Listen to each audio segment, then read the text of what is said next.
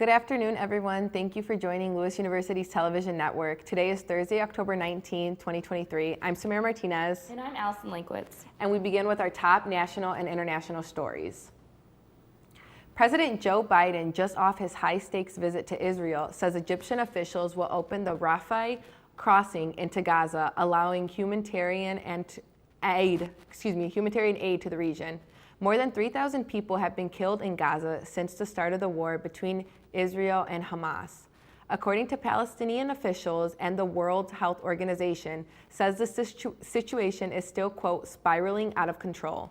The Biden White House has earmarked $100 million worth of support for Gaza and West Bank. The funds will be used to support more than 1 million people who've been displaced since the war between Israel and the Hamas.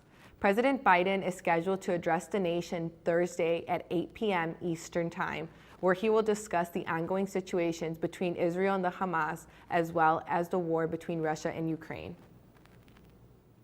The Pentagon released video footage on Tuesday that shows Chinese pilots getting dangerously close to a U.S. aircraft. In one of the encounters, a Chinese jet can be seen firing flares. Defense officials say that these types of incidents have happened more than 180 times in the past 2 years. That's more than in the previous decade. It's happening over the East and South China Seas, which are considered international airspace. The Pentagon says the intent of flying as close as 20 feet to American jets and firing projectiles is to intimidate pilots. Military leaders are calling on China to stop the behavior, but Beijing cut off communications with the U.S. after Nancy Pelosi visited Taiwan last year when she was Speaker of the House. Requests for engagement since then have gone unanswered. Nearly 2 decades after Alabama teenager Natalee Holloway disappeared in Aruba while on a high school graduation trip, we now know what happened to her. In a plea deal, longtime murderer suspect Haran Vandersloot has confessed to bludgeoning Holloway to death and throwing her body in the ocean after she rejected his sexual advances. The confession comes as Vandersloot was sentenced in federal court Wednesday to 20 years for extorting and defrauding Holloway's mother. Vandersloot was accused of trying to sell information of the location of Natalee's remains in exchange for $250,000. Holloway's body has never been found. In 2012, she was declared legally dead. Vandersloot is currently serving a 28-year prison sentence in Peru for the 2010 murder of a Peruvian woman. Wednesday's plea agreement will allow him to serve his 20 years U.S. federal sentence at the same time as his sentence in Peru. A Florida man who was exonerated after serving more than 16 years in prison was shot and killed during a traffic stop in Georgia on Monday. According to a statement by the Georgia Bureau of Investigation, the fatal confrontation happened during a traffic stop on I-95 in Camden County. No information was provided on the reason for the stop or what led up to it. The driver was identified as 53-year-old Leonard Allen Cure. The GBI said Cure complied with the deputy's request to get out of the car and other commands until learning that he was under arrest. According to the GBI, the deputy tased Cure. Cure assaulted the deputy. The deputy used the taser for a second time and a baton. Then he pulled out his gun and shot Cure, who later died. GBI will turn its findings over to the Brunswick District Attorney's Office for review. Cure had been exonerated and released from prison in December 2020 after serving more than 16 years for a 2003 robbery in South Florida that he did not commit. The beloved killer whale Lolita died of old age and multiple chronic illnesses. That's according to a Neurocrosby report released Tuesday by the Miami Seaquarium. Lolita had been living in captivity at the aquarium since 1970 when she passed away in August. The necropsy report states the killer whale died to the progression of multiple chronic conditions, including renal disease and pneumonia. The report also found that Lolita had inflammation in both eyes as well as chronic mild dorsal fin bend. However, the reports noted these findings may have been significant but had, quote, undetermined clinical impact. Lolita was one of the oldest 2 killer whales in captivity and had been set to be released back into the ocean when she died. Up next, we will have your local news. We'll be right back.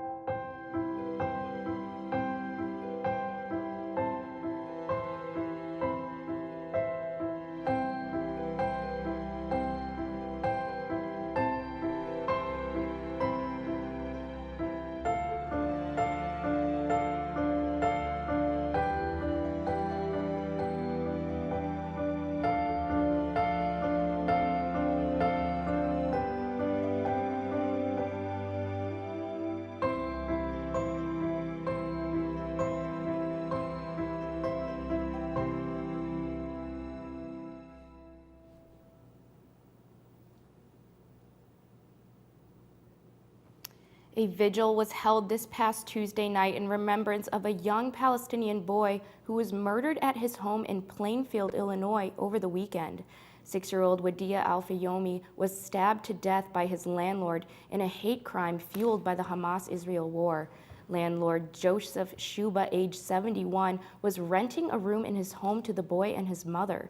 Early Saturday morning, Shuba appeared at the family's door, spouting hateful anti-Muslim slurs before brutally attacking both of them and taking the life of beautiful young Wadea. At the vigil, mourners honored him with silence and prayer. Several people also gathered outside of a Joliet hospital to pray for his 32-year-old mother, Hanan Shaheen, who remains hospitalized but is in stable condition. Wadea was a student at Central Elementary School. The district told parents it's keeping a close eye on children for any signs of emotional distress. An advocacy group is sounding the alarm about threats to migrating birds through the Chicago area. Earlier this month, migrating birds flew into the windows of a convenience center near downtown Chicago. Nearly 1,000 birds died. Experts are lower to the ground than usual because it was raining, and the building lights and windows likely confused them. The nonprofit organization Chicago Bird Collision tracks birds migration. It warns that tens of thousands more migrating birds will be passing through the Chicago area. The group recommends people who live in high area rises turn off their lights and close their curtains or blinds at night to avoid something.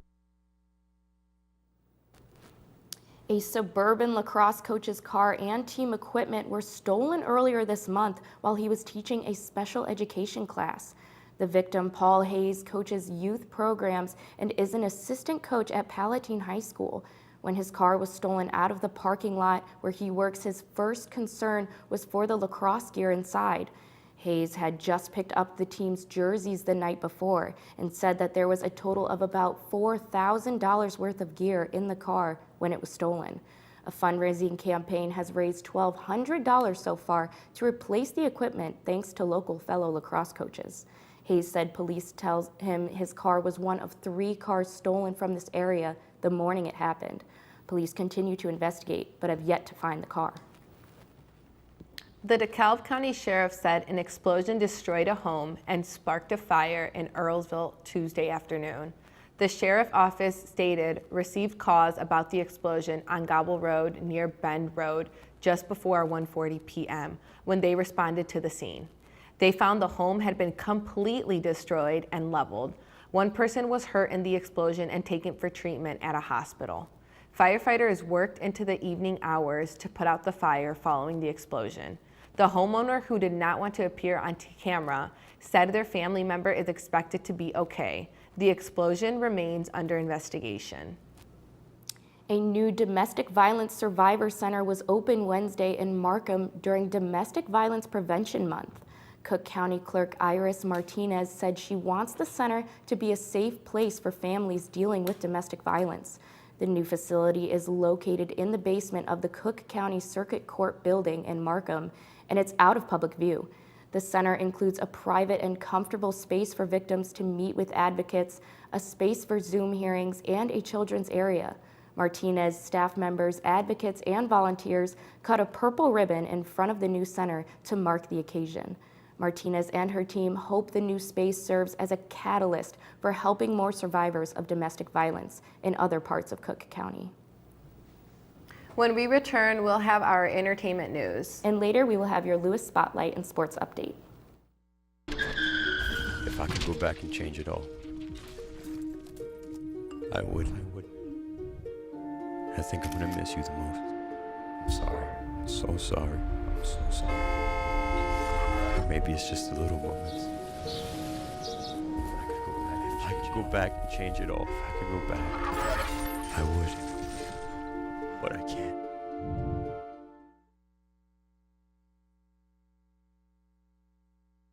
Jordan knows he shouldn't eat this entire bowl of nachos, but tonight he's earned that right. Because a few hours ago, in the middle of happy hour, he recognized a sign. Not from the gods or a bolt of lightning, but from a double heart, a kissy face, and a fourth ha in ha ha ha. That's when Jordan knew he was buzzed. So when it was time to go, he got a ride home instead of driving. Be a legend like Jordan. Recognize your buzzed warning signs and get a ride home. Buzz driving is drunk driving. Alec Baldwin may not be off the hook for the death of Halyna Hutchins on the set of Rust. The actor was holding a prop gun he says he thought was loaded with blanks when it went off. Prosecutors dropped involuntary manslaughter charges against him in the matter earlier this year. Now they say new information has come to light that shows that Baldwin has criminal responsibilities.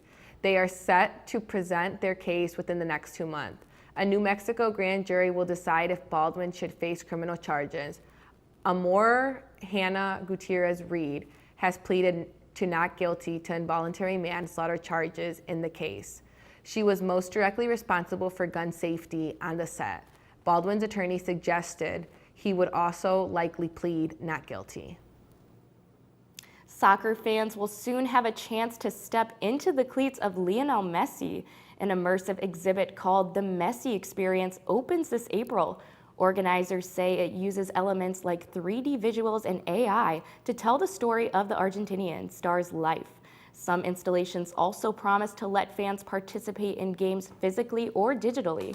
The exhibit is set to open in Miami, where Messi plays for the city's team. Universal Parks and Resorts is bringing Halloween year-round to Sin City. They just revealed the name for the spooky experience. Get ready for Universal Horror Unleashed.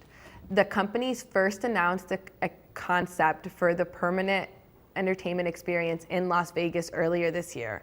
Universal Horror Unleashed will feature classic horror characters such as Frankenstein, Dracula, and the Mummy. It will also be surrounded by haunting-themed bars and eateries by night.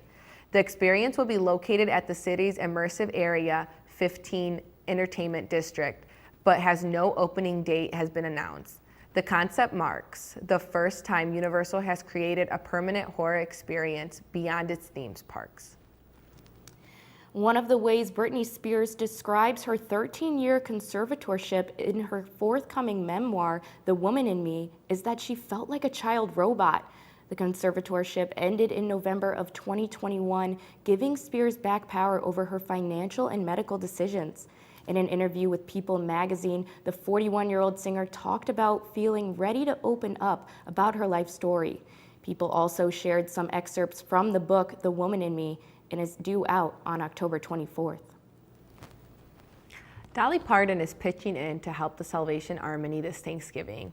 The country's music legend will be performing at the halftime of the Dallas Cowboys-Washington Commanders game. Parton will sing the traditional Salvation Army holiday bell to jumpstart the holiday giving season.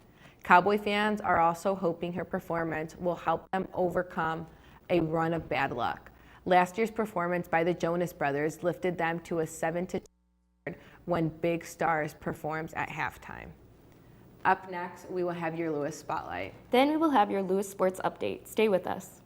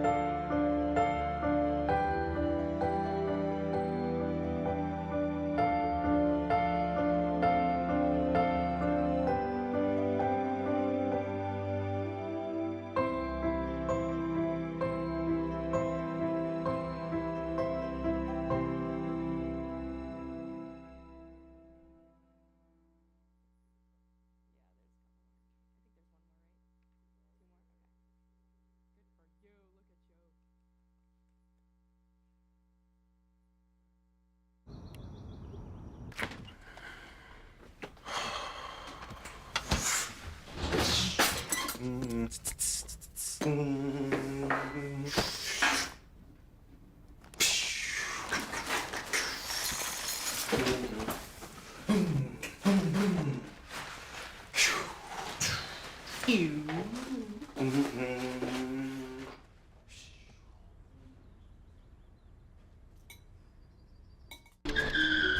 I could go back and change it all, I would. I think I'm gonna miss you the most. I'm sorry. I'm so sorry. I'm so sorry. Maybe it's just the little moments. If I could go back and change it all, if I could go back, I would. But I can't.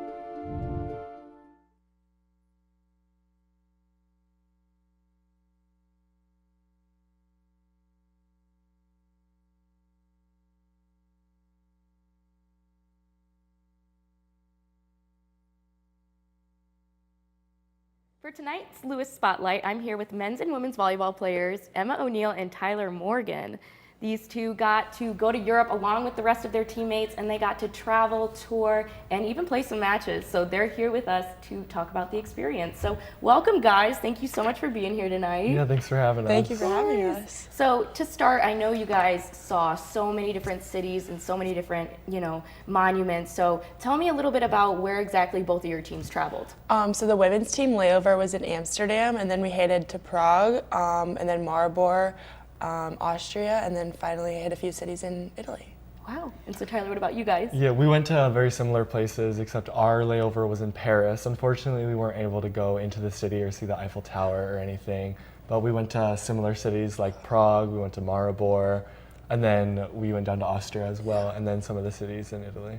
Oh, nice. That's amazing. And I mean, so many of those cities have, they're notorious for their artwork or their buildings. So tell me a little bit about what you guys saw.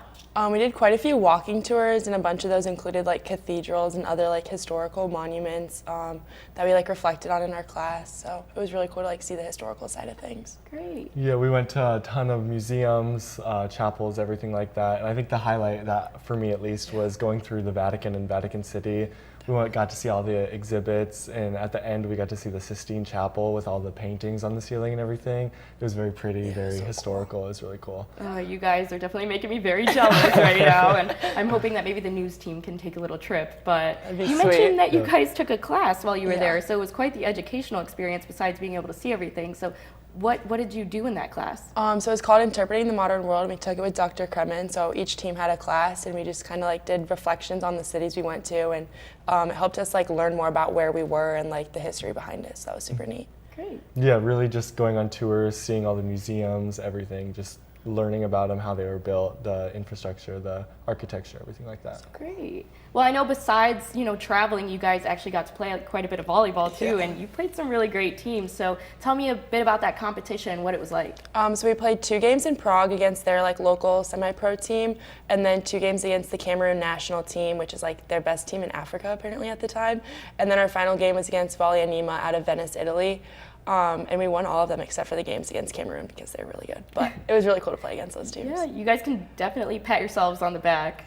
Tyler, what about your team? We had 2 games in Prague against a pro team there. We won one and lost one, but it was very good competition for us. And then, as I said, we were in Maribor, and we played one team there in their local gym. And then our last game of the trip was in Lucca, Italy.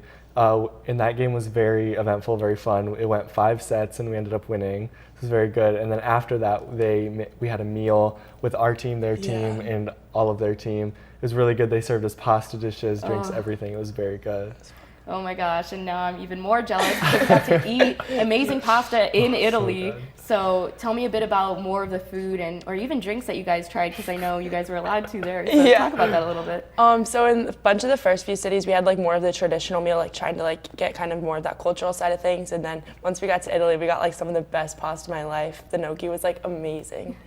Yeah, like Prague, we had their like traditional goulash, which was a different experience. But yeah, the pasta dishes in Italy, I know I saw something online or TikTok or something like that where Rome is where carbonara was made. So I tried it there, and probably the best pasta dish I've ever had. It was so good. Oh my gosh, I can't even imagine. I mean, I think Olive Garden is good, so I have no room to talk. But I'm really glad you guys got to experience that and even have a meal together as one big program. I mean, that's really special, and I mean, it definitely helps with the program's bonding, which I'm sure both of your teams experienced a lot of bonding, both on the court and off while in Europe. So talk a little bit about how that happened and what it was like for you guys. So yeah, we were there for 11 days, and we got to bring our whole roster in July, which is before our preseason usually starts. So it's like our whole team together before the fact. We like just got to start making connections and like really getting to know each other before. So I think now our chemistry is like so strong, and we're like really close knit group. So it's awesome now. It's definitely showing on the court too, because you guys have been killing it so far. So, and Tyler, how about your team? I would agree with what she said about the chemistry. I felt it helped all of the freshmen. We didn't get to bring everyone on the trip, but just because like fundraising, we have a very big roster, but I felt it helped our team a lot with the chemistry that we have with each other and just meeting like new people, being able to integrate with each other. It was just a good experience for both teams. Yeah. Wow, and those freshmen are some lucky ducks. I mean, they're starting Lewis off strong going to For Europe, sure, so definitely. that's really special. But I mean, in order for this trip to even happen, I know that your program as a whole did some really extensive fundraising, and you guys are in the midst of that a little bit right now. So what is that like, and how do you guys go about doing that? For Europe, we had to like commit to each raising a certain amount ourselves. So one of the things we did to like reach that amount was in March. We raised like $1 per day. So like on March 20th, everyone had to raise $20. And then we did that through the whole month, just to like knock off a big chunk of it. And then we also all got like ref certified to help ref some club teams around here and like make some extra money towards our fundraising. Nice. We also did a lot of like reffing tournaments around. We did some in Chicago, in local club tournaments of boys and everything, and we actually hosted a few youth club tournaments just throughout the year to fundraise. But I also have to give a huge shout out to Lauralee and both of our coaches, Lauralee and Dan, because they both fundraised a ton for both of our teams. Oh, absolutely. And awesome. I mean, hearing about this trip from so many of you guys, I'm again so jealous, and you're making me feel like I need to save up money because it just sounds amazing. So thank you so much for being on tonight and sharing all about all of your experiences. Thank you for having us. Yeah, thanks for It's having awesome. us. Yeah. We'll be right back with your Lewis Sports Update.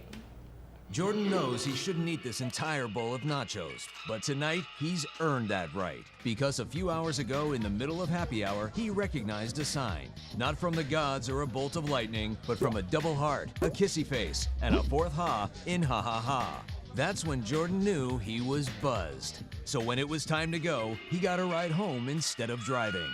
Be a legend like Jordan. Recognize your buzzed warning signs and get a ride home. Buzz driving is drunk driving. If I could go back and change it all, I would. I think I'm gonna miss you the most. I'm sorry. I'm so sorry. I'm so sorry. Or maybe it's just the little moments. If I could go back and change it all. If I could go back, I would. But I can't. The Lewis University's women's bowling team competed at the Penguin Classic, placing 8th this past Sunday. Despite not winning the tournament, the Flyers beat Nebraska, who was ranked number 3 for the 5th time in history, and set new program records. Erica Lohr and Delaney Fishbeck became the first Flyer duo to average 200 points in tradition play. Along with history being made, Erica Lohr received all tournament team honors. Next, the Flyers will travel to Dreyer, Indiana for the Valpo Bowling Classic. Lewis women's soccer hosted Missouri S&T this past Sunday at their annual Pink Out game in support of breast cancer awareness. Dressed in pink, the team took down the Miners by a score of 1-0. Scoring for the Flyers was senior Grace DeVoe with an assist from Alyssa Aguilar in the first half. DeVoe, a center back, has now recorded her 4th goal of her career. The Flyers are away next Friday in Missouri against Truman State. The Lewis men's soccer team battled a very nail-biting game versus Missouri S&T last Saturday. From the start, it was fast-paced, with Marco Holzer, a freshman, scoring barely 3 minutes into the game. Senior Yoram Bogers then gave Lewis a larger lead. Missouri S&T fiercely came back, scoring 2 goals back-to-back. The first half ended 2-2. In the starting of the second half, Missouri S&T kept firing, goal-taking 4 shots. With 2 minutes left in the game, Charles Carlbach scored the game-winning goal in the 88th minute to secure the victory for the Flyers. The men will be back in action tomorrow, October 20th, at Truman State for another GLVC conference play. The Great Lakes Valley Conference announced that senior libero Allie Hickey of Lewis Women's Volleyball was named Moulton GLVC Defensive Player of the Week for her efforts at the Midwest Volleyball Crossover Tournament this past weekend. The Flyers beat GMAC conference teams Walsh University, GVSU, and Northwood over the weekend to improve their overall record to 16-5. Hickey recorded 64 digs during the 3 matches, which was the most out of anyone in the tournament. The team returns home this weekend to play the University of Indianapolis on Saturday at 3 p.m. Do you smell that? That's the smell of basketball season cooking up here at Lewis University. Mark your calendars that the athletic department will host the 11th annual Flyer Fest, represented by Fat Ricky's, is set out for next Thursday, October 26th, just a week away from today. The event will begin at 8:45 p.m. Admission is free. Pizza and soft drinks are also free. Students, the first 50 students will receive a free t-shirt. Flyer Fest will feature a slam dunk contest and a 3-point contest. Also performances from the cheerleading and Flyerette dance teams. Hope to see you there. And that's it for today's news. Thank you for watching. As a reminder, you can always keep up with Lewis University's television network on Facebook, Twitter, and Instagram, and by visiting our YouTube channel. I'm Samira Martinez. And I'm Allison Lankwitz. Have a great night.